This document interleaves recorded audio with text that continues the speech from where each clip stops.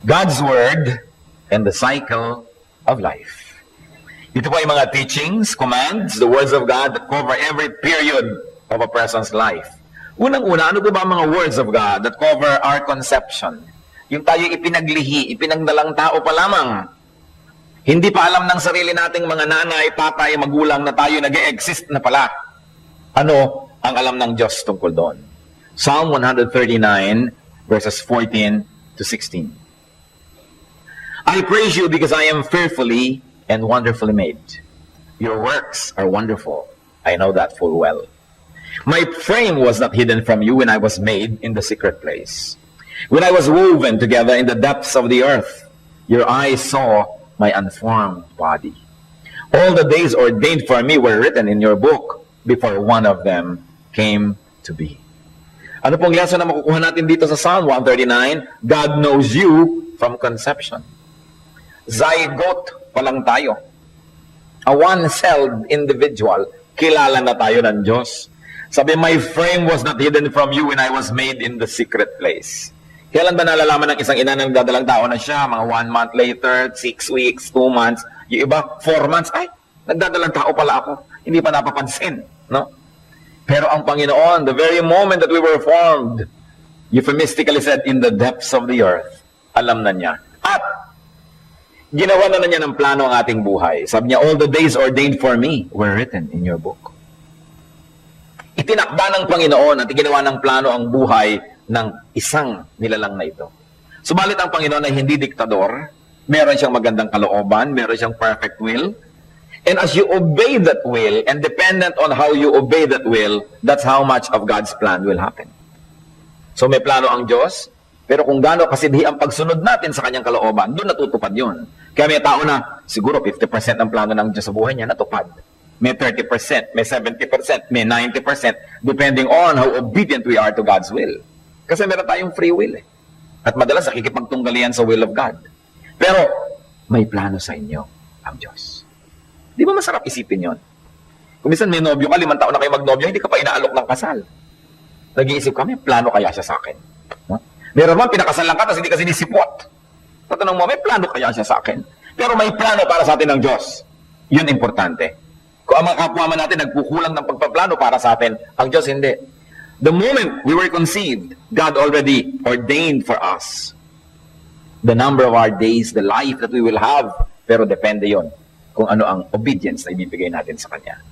So kung nagtataka kayo, nalulungkot ko minsan, wala man lang nakakakilala sa akin, dumating ako at umalis, hindi ako napapansin. Hindi yun totoo.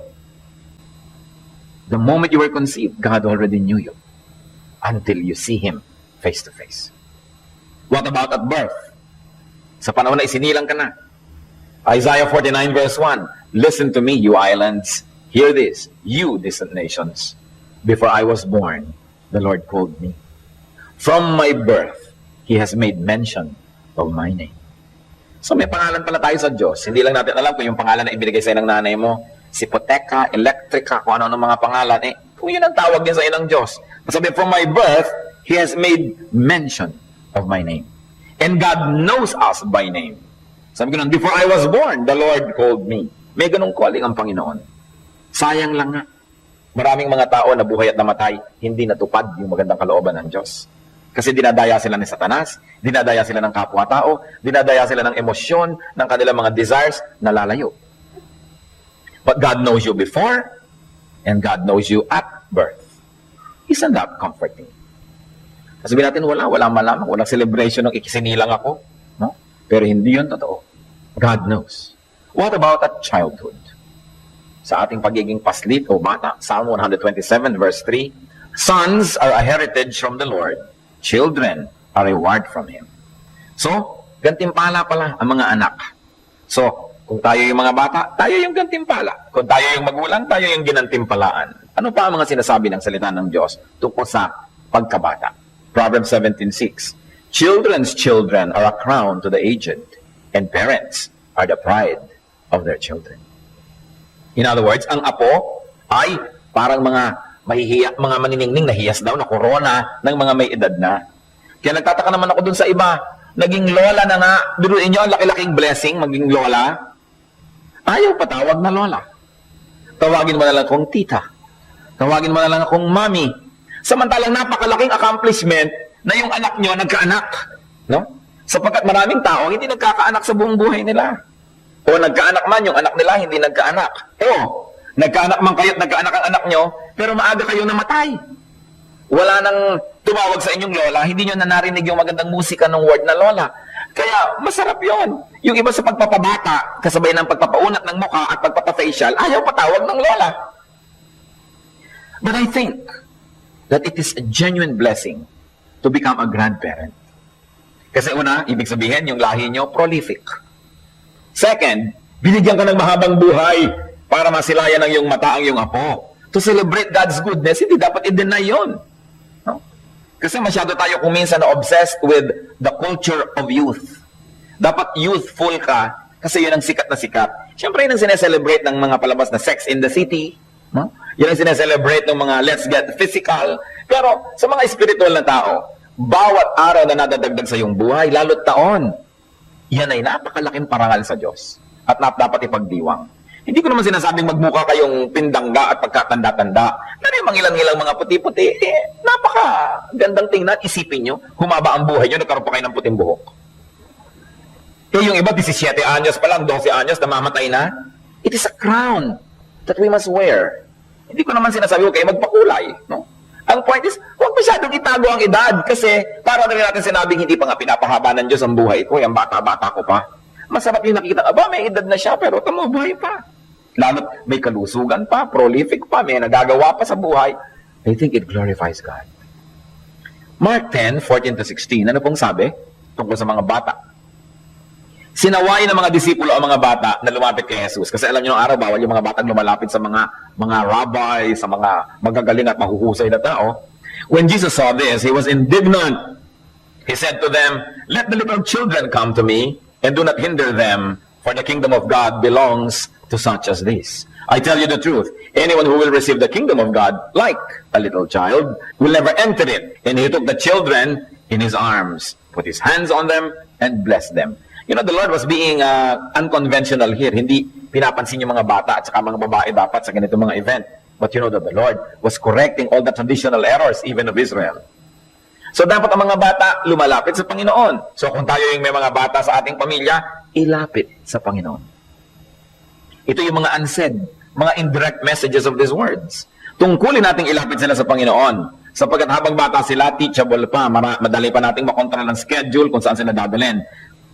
Pag hindi sila lumaki, nakilala ang Diyos, napakalaki ng pagkakataon that they will be your enemies. If you don't win the children for Christ today, they can be your enemies tomorrow. Or they can be the enemies of the Lord Himself. Kaya mahalaga, may pananagutan po tayo. Kaya ine-encourage ko ang mga tao, put up Christian schools, put up quality Christian schools, at tayo naman mga Kristiyano, pag-aralin ng mga anak, mga apo, mga pamangkin natin sa mga Christian schools. Kasi maghapon, nabababad sila sa salita ng Diyos, natututo sila hindi lang ng arithmetic, hindi lang ng reading, kundi ng God's Word, which is very important. At duty natin yon. Proverbs 22 verse 6, "Train a child in the way he should go, and when he is old, he will not turn from it." Huwag kayong mag-alala pag lumaki na, pag tumanda na, kung anong gagawin. Kung meron na sariling kalooban, may sarili ng disposisyon, huwag kayong mag-worry about that. Kasi kahit kayong mag-worry, hindi nyo pa rin makokontrol. Pag lumaki na yung mga anak, saan pumunta, kahit mapagbawalan, pag hindi sumusunod, hindi naman talaga nakokontrol. Pero, ang dapat natin gawin sa tamang timing, habang bata pa, palakihin ng may pagkakilala sa Diyos. Ang sabi ng Proverbs 22, "When he is old, he will not depart from it." So gusto niyo po magkaroon ng mapayapa na pagtanda na ang mga anak ninyo ay mga makadiyos, mga mahuhusay, kung hindi man perfect at hindi man nearly perfect, at least hindi naman very bad. No? Kailangan palakihin natin ang may pagkakilala sa Diyos habang maaga. Habang kaya nating ma-influence, bata pa sila, gawin na natin. Kasi pag matanda na, halos kuminsan ayaw na rin makinig. Pero kung naunahan na ng salita ng Diyos, hindi na mababawi ni naman. Magkamali man yun, nagbabagong loob din, nagbabalik loob din agad. Hindi pwedeng magkamali ng matagal. Hindi naman ibig sabihin kung pinalaki niya sa Biblia, pinalaki niya sa church, automatically nagiging pagkabanal-banal pagtanda. Pero magkamali man, merong agent by which the person can remember and can be counseled and can change. That is the word of God na natanim na sa kanya na una na nun, wala nang pwedeng kumuha nun. Nagkakamali man, madaling magbalik loob. Pananagutan natin yun. Kaya nga sa church, we put up Sunday school for adults and for children. Tapos yung mga ibang magulang, ayaw namang ilagay sa Sunday school ang mga anak. Kasama pa rin nila sa worship hall. Pag matanda yung level ng usapan, hindi na-appreciate ng mga bata. So, anong ginagawa ng mga bata? Kinakalkal yung katabi, talon-talon, kung ano-anong pinaggagawa, nagkakasala tuloy yung katabi. Gustong ganyanin yung anak ng may anak. Dapat ang likot-likot ng batang ito. Diba? Pag hindi nakatingin yung magulang, inihirapan. Pagka tumingin ang magulang. Kaya iwasan nyo magkasalain yung mga kapwa. No? Kung nakukitan kayo sa anak nyo, baka sila'y kinikilabutan. Kaya kailangan ilagay sa tamang lugar. Ephesians 6:1-3, may utos din sa bata, sa mga anak. Children, obey your parents in the Lord, for this is right. Honor your father and mother, which is the first commandment with the promise, that it may go well with you and that you may enjoy long life on the earth. Paano matututo yung mga children how to honor their father and mother? Bata sila. Unang-una, the father must honor the mother. And the mother must honor the father. Nagkakaintindihan tayo, mga kapatid? At makikita ng mga anak nyo that you honor each other, yun ang gagawin nila, they will honor you. Kung kayo nagbabatuhan ng mga aparador, di ba? Mga sewing machine, washing machine, anong mangyayari? Tinuturon sa anak nyo na huwag igalang ang kanyang ina o ang kanyang ama, damay din kayo dun. Kailangan mauna kayo. If you want to be a good father, you must be a good husband first. If you want to be a good mother, be a good wife first. Dapat nauuna. Tapos sabi, obey your parents in the Lord. Ibig sabihin, tuturuan nyo ang mga bata na sundin kayo. Huwag kayo nagbibigay ng mga rules na hindi naman kayo serious na i-implement. Pag binibreak, okay lang. Pag nagbigay kayo ng rule, yung talagang konti lang, pero i-implement nyo. Magpalit na kayo ng pangalan pag di kayo nasunod. Pero huwag nyo damihan, dahil baka magkapalit ka kayo ng pangalan. Yun lang talagang kailangan. Pero talagang i-implement at consistent. How will they know how to obey you if you do not demand obedience? Pero mga first 7 years, first 10 years, you demand that at lumagay kayo sa lugar at maging kayong resonable at tama kahit na 20, 30, 40, 50, 60 years na mga anak natin, tayo'y sinusunod pa rin. Hindi kayang bawiin ang naituro habang bata. Kaya unahan si Satanas. Kaya binabantayan natin, ano bang napapanood sa mga TV, ano bang mga pinupanood na pelikula, ano ba ang mga games, ano ba ang mga ginagawa. Kasi habang bata, meron pa tayong influence. Anong sinasabi ng mga verses na ito? Children are to be trained.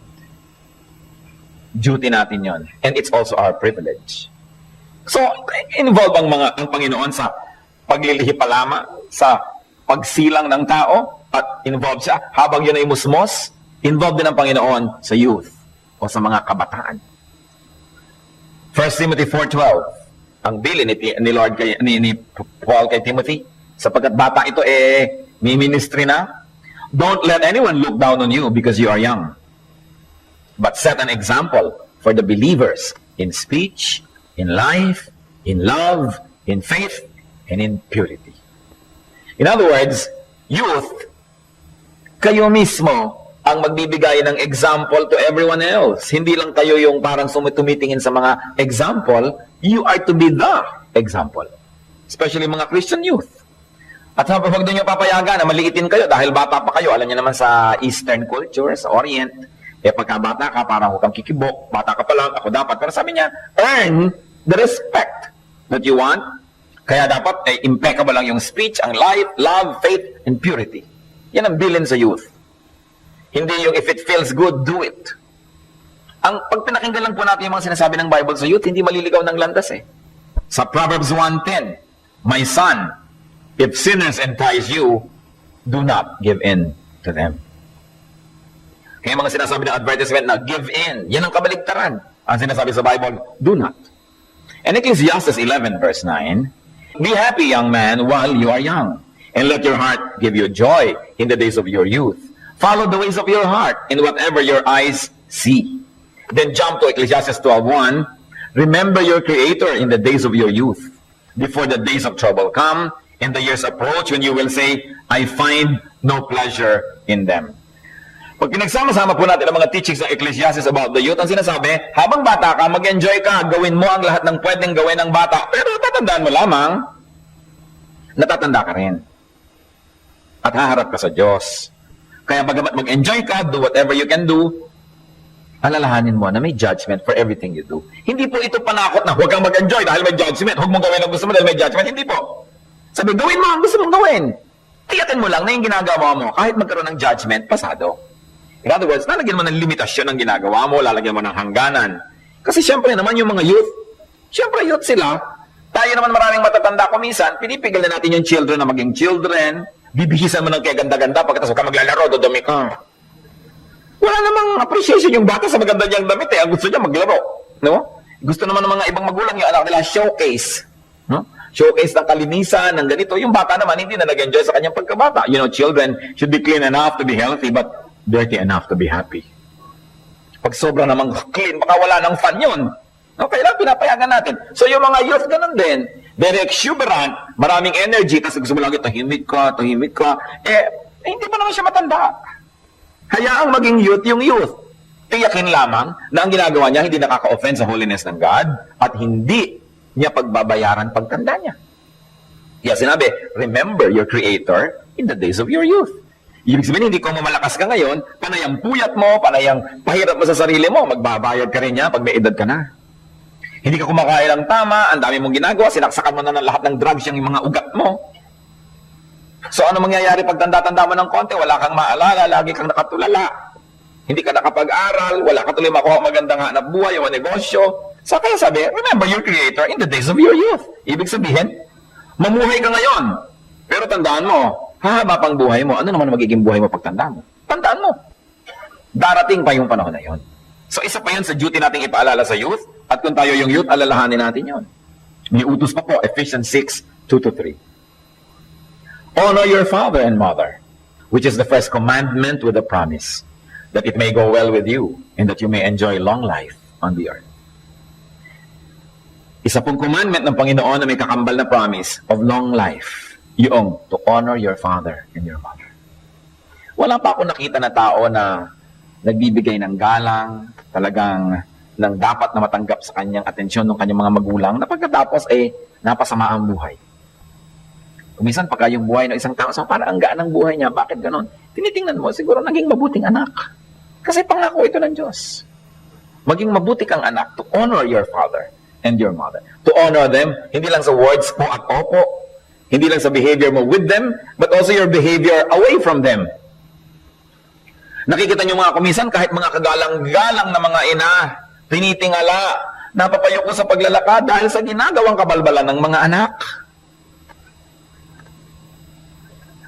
Dating kung maglalakad din napakataas na pero halos kulang na lang gumapang sa lupa para huwag makita ng iba dahil ang daming iskandalo na pinapasukan ng mga anak. Kaya ganun din yung to honor our parents. Mamumuhay tayo na pag nakikita tayo, napupuri yung magulang natin, hindi napipitasan. Sino bang mananay niyan?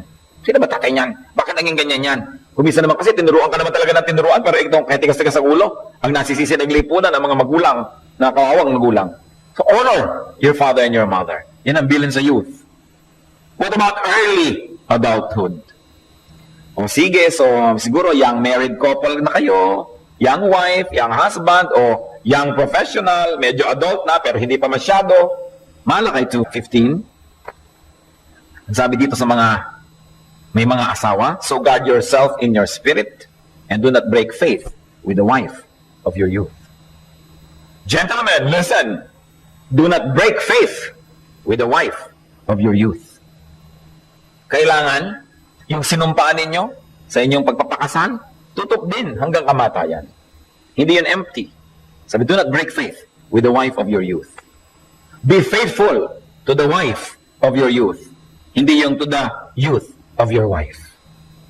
Madalas na mabaligtad yan No, ang napapahalagahan, the youth of your wife, not the wife of your youth. So ang mga babae, kawawa naman sa pag-extend ng kanilang youth. Dahil ang gusto ng mga lalaki laging youthful. Bakit ang gusto sa kanilang asawa banat-banat ang mukha, maayos-ayos. Samantalang si asawa naman ang bewang kay laki-laki na rin. Kalaylay na rin ang mga kung ano-ano dito. Pero ang gusto, dalagita ang itsura ng asawa niya. Hirap na hirap talaga yung mga babae, mga 60 anyos na nagmumukhang dalagita. Pag ngiti tulis mo, ang ganda ng dimple mo, pusod ko na yan. Kasi facelift, nakinating na yung pusod dito sa mukha. Dahil yung asawa, laging tingin ng tingin sa mga dalagita. No? Dapat, pareho kayong bata na nag-asawa kayo, sabay din kayong tumatanda. No? Hindi, you allow your wife to grow old and to look old. Because it is oppressive To always be expected to look young. Hindi na bakit ka nakatawa? Hindi ko lang talaga maisara ang bibig ko. Nakaganyan na talaga yan eh. Dahil, tapos tawang-tawa na sa niya. Ba't hindi ka makatawa na malakas baka mapilas ang mukha ko? Di ba malaking impression yan? Mga kababaihan, huwag kayong magpadaya. Mabuti na i-stretchable ang mukha nyo kaysa hindi maigalaw. No? Dahil kung minsan abnormal naman yung mukha kayong 30 anyos, yung pala si 70 na, abnormal pa rin. Yung ibig sabihin, maganda naman yung nagkakaedad yung itsura mo, lalo't may pinagkatandaan ka, hindi naman masamang magmukhang matanda. No?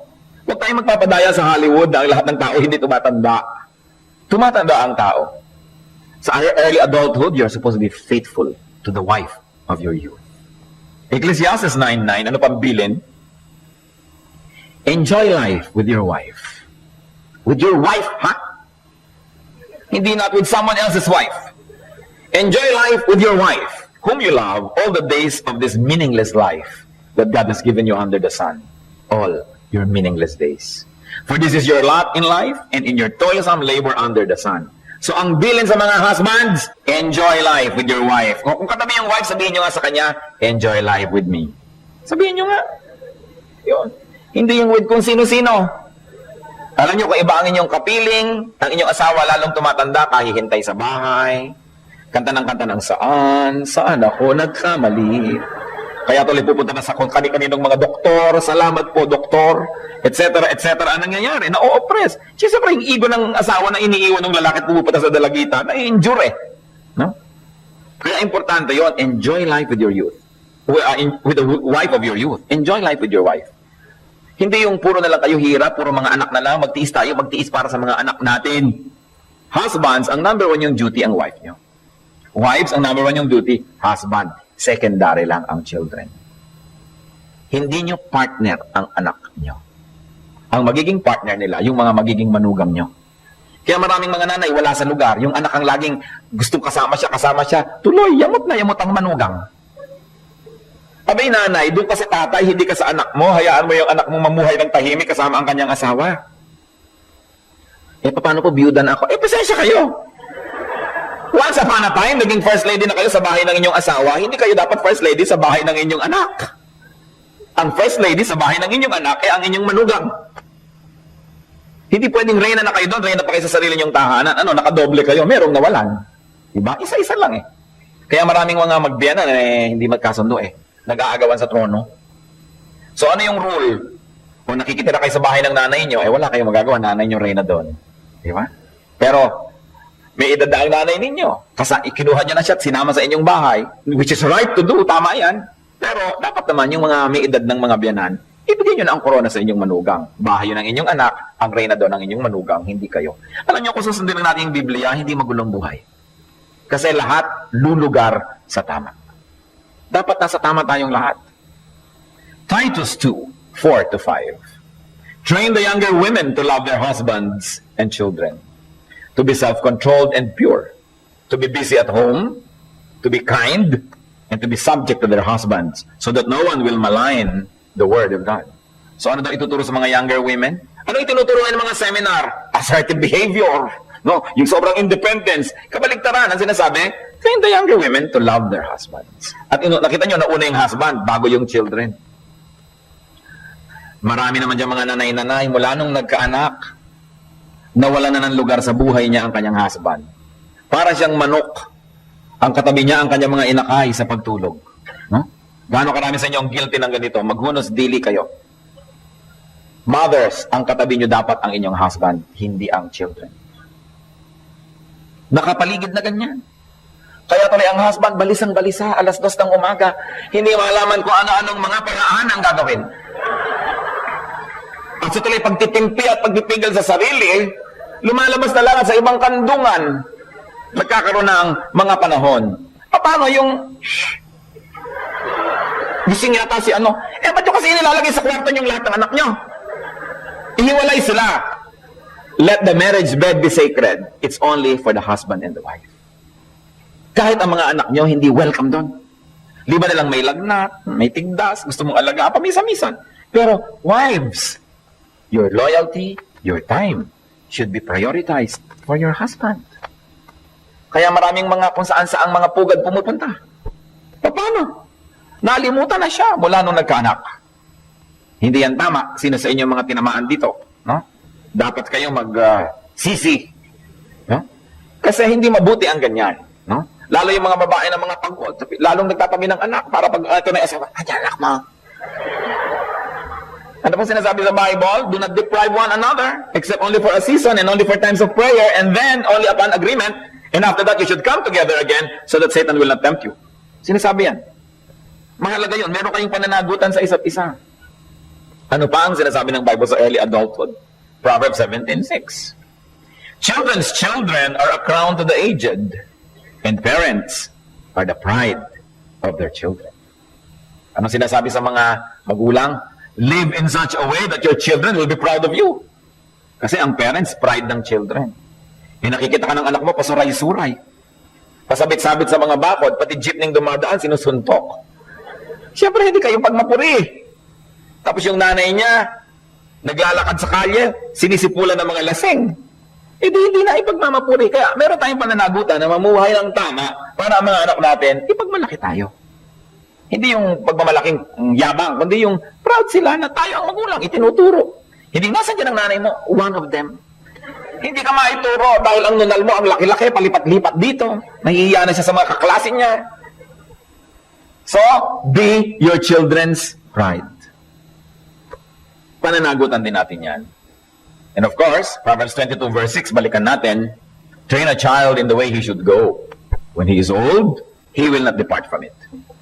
Pagka hindi nyo tinuruan ng pagiging makadiyos ang bata habang maliit pa, mag-ipon-ipon na kayo ng either pampiyansa, diba? Pantubo sa ospital, o pantubo sa punerarya. Kasi, yun lang mga pinupuntahan ng mga matitigas ang ulong mga tao. Kaya kailangan, unahan, turuan.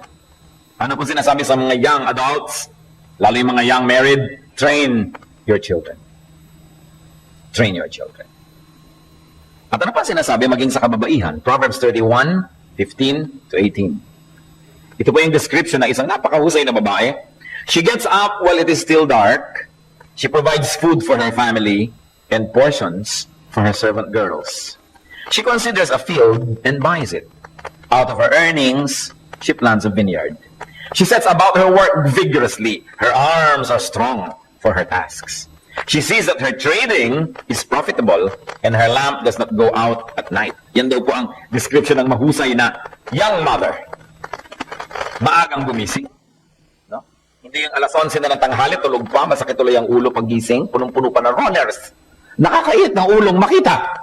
No?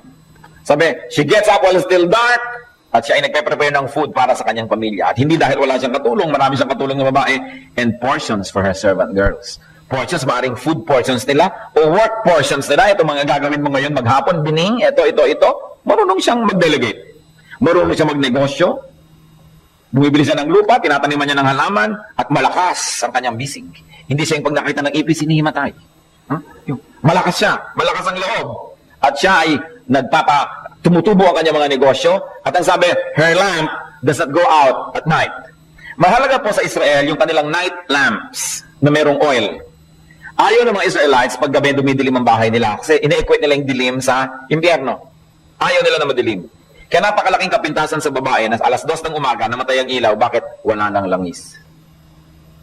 Nadulas, marunong siya mag-budget, marunong siya magplano, hindi yung gutom na mga tao at saka pabibili ng kakainin, yung kung kailan isusuot ang damit, saka hinahanap kung saan-saan at saka paplantsahin, yung areglado ang buhay niya. Her lamp does not go out at night. Ano pa po sabi ng Proverbs 31:24-28? She makes linen garments and sells them and supplies the merchants with sashes. She is clothed with strength and dignity. She can laugh at the days to come. Kaya niyang pagtawanan na ng enrollment kasi meron na siyang nakatabi. Kaya niyang pagtawanan ng pagtanda kasi meron na siyang nakatabi. Kaya niyang pagtawanan kahit ang oras may mga sakit ng mga anak niya, meron siyang pampa-hospital, meron siyang pambili ng gamot. She can laugh at the days to come. She speaks with wisdom and faithful instruction is on her tongue. She watches over the affairs of her household. Hindi ang pinapanood niya ay buhay ng may buhay, pinapakialaman ng kung sino-sino, kung sino ng nobyo ni ganon, naghiwalay na ba si ganyan at ganyan. Ang ganon. And she does not eat the bread of idleness. Her children arise and call her blessed. And her husband also, he praises her. Can you imagine, pagising ng mga anak mo, nakita yung nanay sa niya, blessed. Hindi, wala pa pagkain dito. Diba? Wala kaming makain. Nasaan yung damit ko? Nasaan yung sapatos ko? Hindi alam ng nanay. No? So, ano sinasabi dito, lalo sa mga young wives? Be fruitful while you're old enough. Be fruitful while you're young enough. Because sometimes, when too old ka na, hindi mo na rin magawa yon. So, while you're old enough and young enough, do it. Napagsasabay pala ng isang babaeng makadiyos ang karir, ang negosyo, ang pagiging wife, ang pagiging mother, magaling lang siya mag-manage ng time. Wala siyang sinasayang na oras. Ano po tinuturo ng Bible sa adulthood? Gaano karami po sa atin dito ang pang-children yung dapat pakinggan, iba pang youth, pang young adults, eto adulthood. Proverbs 17:6, children's children are a crown to the aged. Nabanggit na natin ito kanina. And parents are the pride of their children. Kung kayo po may mga apo na, enjoy your crowns. For enjoyment. Mga anak, to enjoy these crowns, huwag niyong gawing taga-alaga ang inyong mga magulang ng inyong mga anak. No? Mga lola at lolo, dapat ang pag-aalaga niyo ng mga apo kung kailan niyo lang gusto. O kaya kung emergency lang. Hindi yung inalagaan niyo na yung mga anak niyo habang buhay, ngayong tumandat nagkaanak, mag-aalaga na naman kayo. Makakalaya lang kayo pag kayo inilagay na sa kabaong. Parang mali yata yun, ano? Yung retirement ng ating mga magulang, well-earned yan. Kaya huwag nyo silang bigyan ng obligasyon na alagaan ang inyong mga anak. Pamisa-misan lang.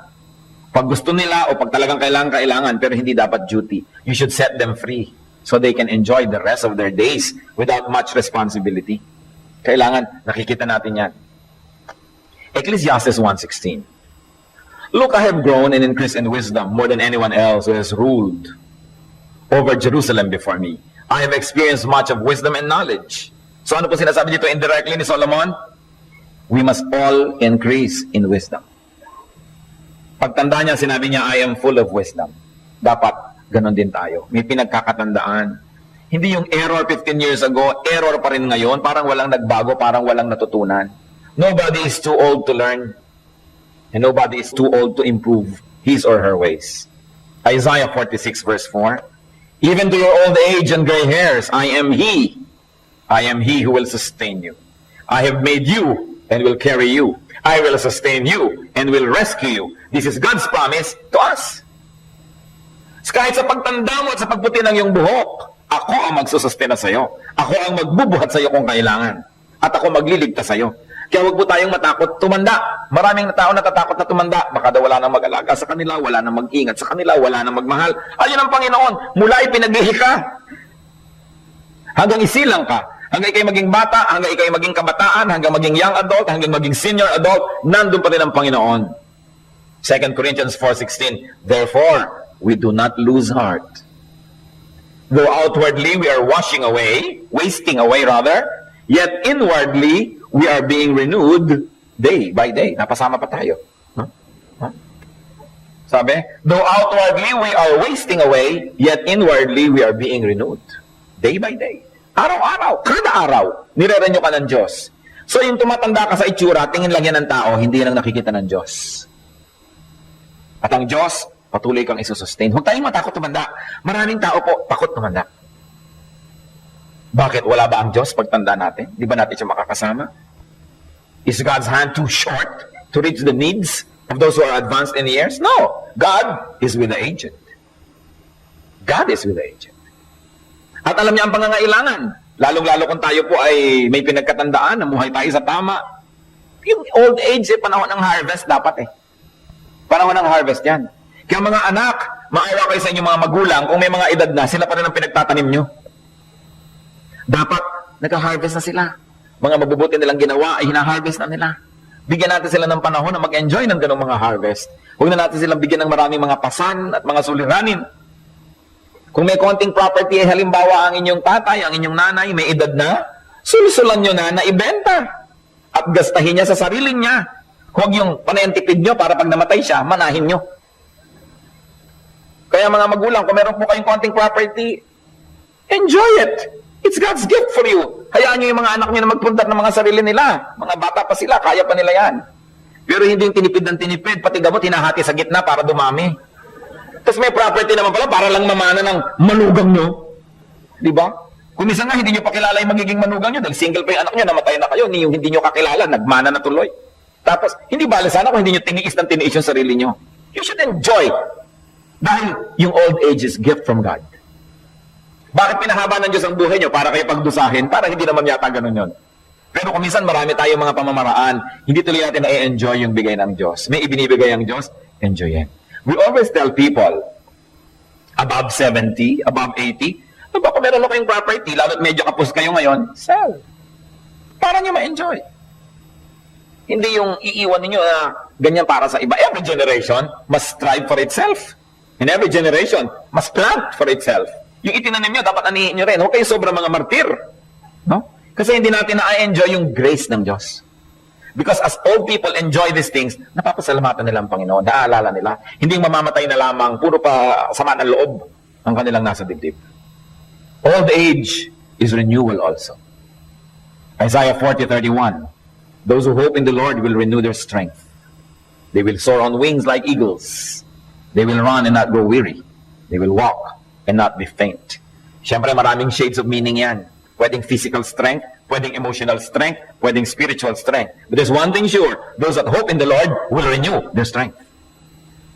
So, mahalaga yung lapitan at kilalanin, lalong-lalo kung nagkakaedad na tayo. The old can be like eagles. They can soar. O siyempre, pagkatapos ng old age, ano pang kasunod? Di, death. Alam nga naman, walang death. Siyempre, kasunod yun. Huwag tayong malungkot. Because it is a door, an entry point to another degree of enjoyment with the Lord. Kaya sa Philippians 1:21, for to me, to live is Christ, and to die is gain. 2 Corinthians 5:8, we are confident, I say, and would prefer to be away from the body and be at home with the Lord. Sinasabi diyan, if you're away in the body, meaning yung spirit mo umalis sa katawan, you're at home with the Lord. So hindi ka dapat masyadong matakot sa death. Alaga namang 134 ka na, buhay ka pa. Meron po tayong isang ipinalangin, dinalaw ko yung isa nating matagal na minamahal na member. May edad na. So kung inang, ano ba ang inyong panalangin? Sabi, panalangin mo naman kunin ako ni Lord. Sigurado kayo? Sigurado na. Sure na ba kayo sa salvation nyo? Talaga, tagal na sure. Sabi ko na sa anak, payag na ba kayo? Ganito daw gusto inang na prayer.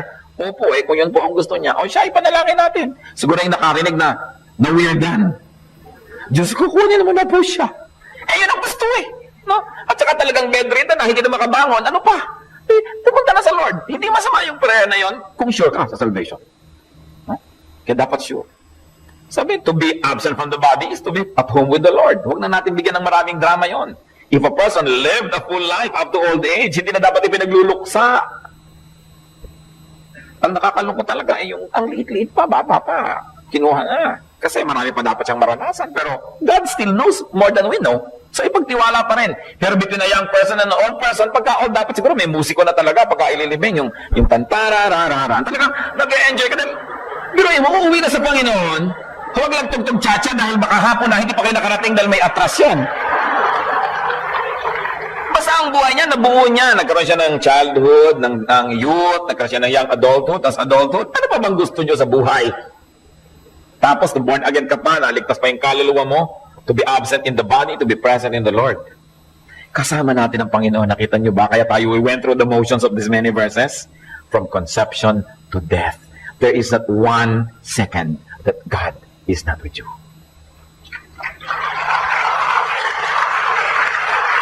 At there is not 1 second na wala siyang utos. Dapat sundin. May instruction, may promise, lahat yun dapat serious tayo. At syempre, kasama natin ang Panginoon. Anytime na mangyari during that lifetime, yung spiritual rebirth.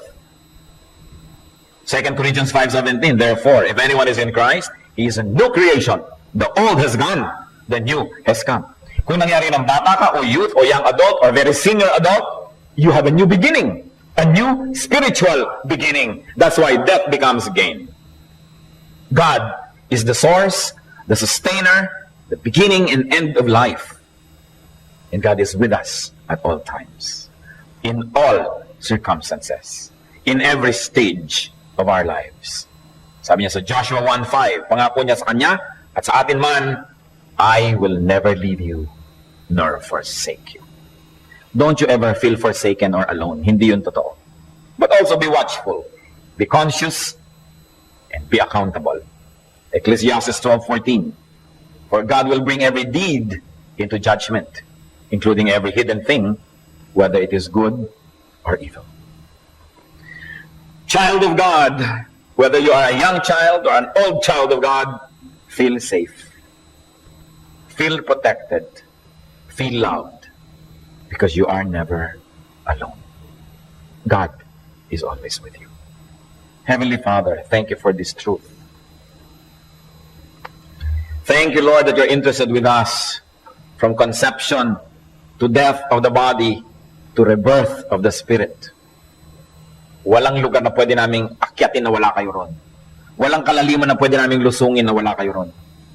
Walang kalawakan na pwede naming liparin na wala kayo ron. Maging sa kalabas-labasan ng malayong kalawakan hanggang kaloob-looban ng aming puso, naron kayo. We thank you, Lord, that is how present you are in our lives. Na hindi kami talaga nag-iisa. Unmask the work of the devil. Reveal, O Lord, expose the deception of the evil one when we are tempted to think that we are alone. And because of that, we're tempted to think that we should be lonely. Lord, always make us remember that you would never leave us. You never forsake us. In life or in death, in health, in sickness, laging nandun kayo. More than the wife or husband na pinapangakuan namin nangangako ng ganito, naroon kayo. Salamat, Panginoon, interesado kayo sa aming buhay. Salamat po, interesado kayo sa bawat aspeto ng aming buhay. Bawat panahon, turuan nyo rin kami, Lord.